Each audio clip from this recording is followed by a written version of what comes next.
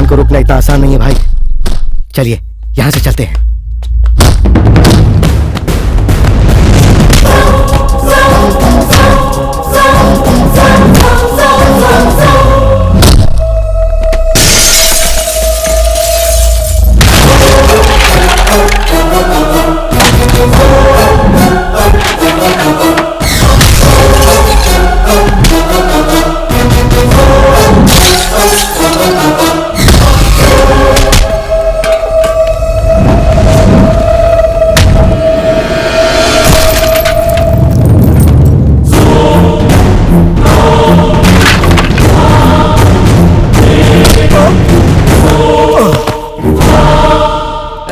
तूने मेरी अंजलि को मारने की कोशिश क्यों की? मैं तेरी जान।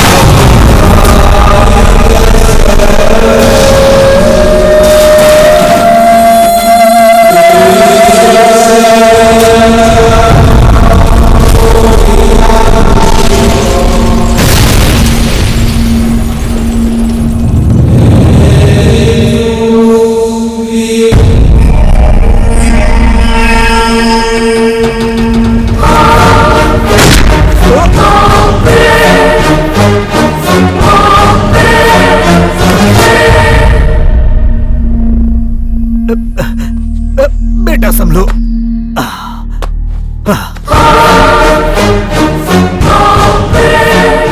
ठीक है अर्जुन, तुम मुझे मार दो, लेकिन मरने से पहले मैं तुम्हें एक सच्चाई बताना चाहता हूं। तुम सोच रहे हो कि तुम अपने बाप को बचा रहे हो, लेकिन सच तो यह है कि तुम उसे मार रहे हो बेटा।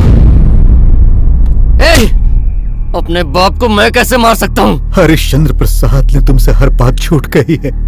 वो तुम्हारे साथ धोखा कर रहा है। वो तुम्हारा बाप नहीं, मैं तुम्हारा बाप हूँ। तुम मेरे खून हो बेटा, तुम मेरे खून हो। वो तुम्हारा बेटा नहीं है।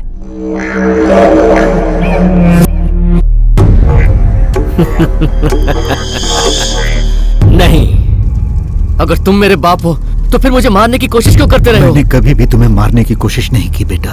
मैंने दुश्मन की हर चाल को समझकर उसे उल्टा करने की कोशिश की है। मैं जब जेल में था बेटा, तब मैं तुम्हें देखना चाहता था। तब पता चला कि तुम्हारी नजर में मुझे दुश्मन बना।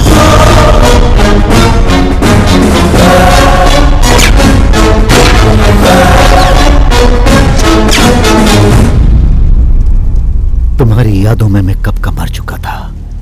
अगर मैं मर गया होता तो तुम्हारी नजरों के सामने सारी सच्चाई को कैसे लाता। उस वक्त मैं सारी सच्चाई अगर बता देता तो तुम्हें विश्वास नहीं होता। इसीलिए मैंने अंजलि को सारी बातें बताकर तुम्हें अपने पास लाने के लिए वो चाल चली थी।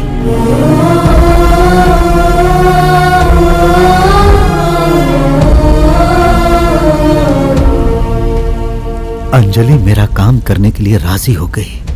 फिर उसने तुम्हारे दिल में विश्वास जगाया। उसके बाद उसने काम करने से इनकार कर मेरे सपनों को चकनाचूर कर दिया। मैंने उसे भी ये नहीं बताया कि तुम मेरे बेटे हो। दौलत की लालच में अंधा होकर विष्णु प्रसाद जी के साथ हरिश्चंद्र प्रसाद ने तुम्हारी माँ को भी मार दिया और तुझे भी मुझसे हमेशा के लिए दूर कर दिया बेटा।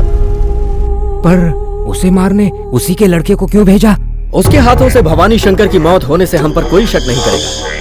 उसे मारने के बाद अर्जुन जेल में सड़ेगा और अशोक के खून का इल्जाम भी उसके सर ही जाएगा। उसे मार कर मैं अपना हाथ गंदा नहीं करना चाहता। उस पर हर वक्त नजर रखने के लिए रिया को मैंने उसके पीछे लगाया।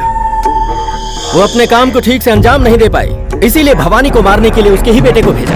एक तीर से दो निशाना मैंने साधा है। अब वो वक्त आ चुका है कि अपने ही बेटे के हाथों गोली खाएगा भवानी शंकर। वो अर्जुन तुम्हारा बेटा नहीं, उसका बेटा है। ये वो जान गया तो? कम ऑन, वो भी मरेगा। समझ में नहीं आ रहा है कौन मरेगा।